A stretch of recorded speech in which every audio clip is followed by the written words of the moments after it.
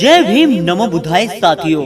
दोस्तों आज हम आपको अपनी इस वीडियो में बताने वाले हैं कि दोस्तों जिन्हें अछूत और नीच कहा जाता है और जिन्हें गाली भी दी जाती है, असल में इनकी सच्चाई जानकर आप लोग हैरान हो जाओगे।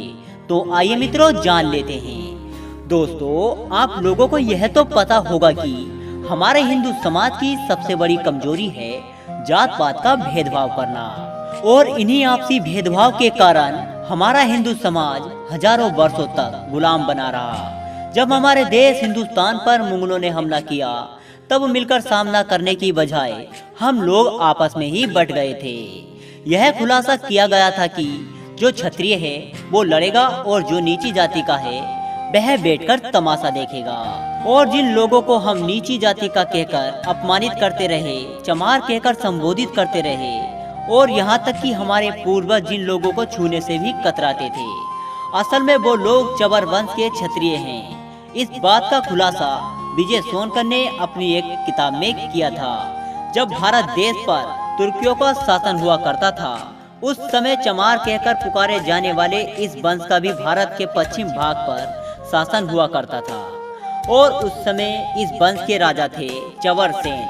आजकल जिन लोगों को नीच जाति का और चमार कहकर संबोधित किया जाता है, इतिहास में उन्हें कभी ऐसे संबोधित नहीं किया जाता था।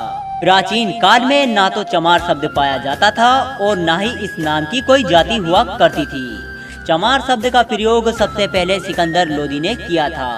मुस्लिम लोग जब हिंदुओं पर दबाव डाल रहे थे और हिंदुओं पर अत्याचार कर रहे थे, तब चमार कहे जाने वाले इन्हीं लोगों ने मुस्लिम लोगों को करारा जवाब दिया था और उनके खिलाफ आवाज भी उठाई थी। उन लोगों को दबाने के लिए सिकंदर लोदी ने बलपूर्वक उन्हें चरम के काम में धकेल दिया था, और उन्हें अपमानित करने के लिए पहली बार चमार शब्द का प्रयोग किया था। चमार कहलाने वाले इस जाति के गुरु संत रविदास थे, जिन्हें रविदास भी कहा जाता है, और उन्होंने सारी दुनिया के सामने मुल्ला फकीर को लड़ाई में हरा दिया था।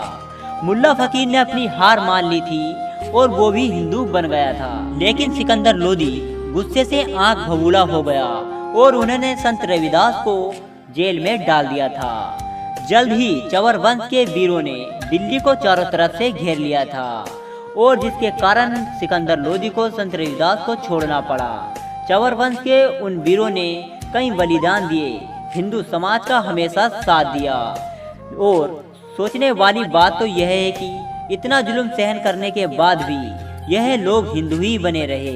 उन्होंने कभी भी इस्लाम को नहीं अपनाया, और हम हिंदुओं को अपने लोगों से ज्यादा भरोसा अंग्रेजों पर था, जिन्होंने झूठ बोलकर हमारे भाइयों को अछूत बना दिया। अगर हमारा हिंदू समाज आज टिका हुआ है तो उसमें सबसे बड़ा हाथ इन वीरों का है, जिन्होंने नीच कहलाना पसंद किया, दूसरों के नीचे काम करना पसंद किया, पर इस्लाम धर्म को कभी भी नहीं अपनाया।